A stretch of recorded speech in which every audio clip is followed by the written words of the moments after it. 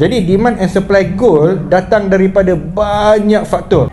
Yang pertama, financial institution, daripada bank, central banking punya demand satu.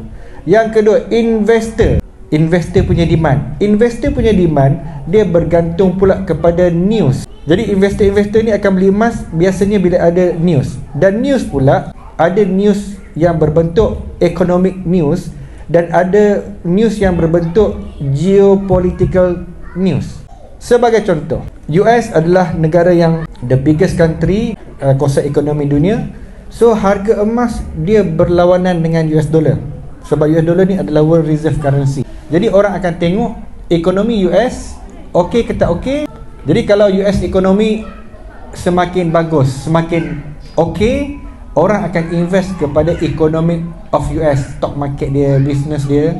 Orang takkan simpan gold sebab gold tidak ada dividen. Jadi simpan buat apa?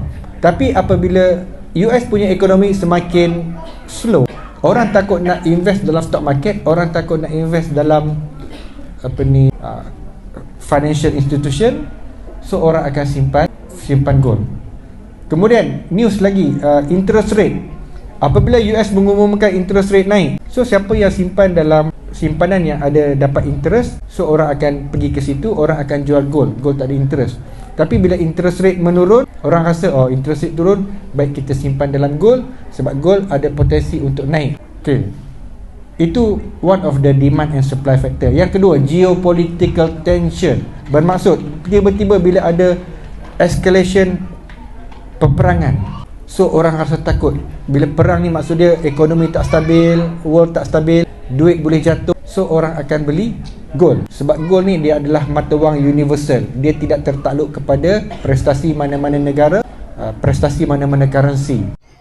Nak mula menabung emas, mudah sahaja klik link website di channel YouTube saya dan kliklah daftar percuma. Saya akan bantu sebaiknya. Terima kasih kepada yang sudah menonton. Jangan lupa like, komen dan subscribe.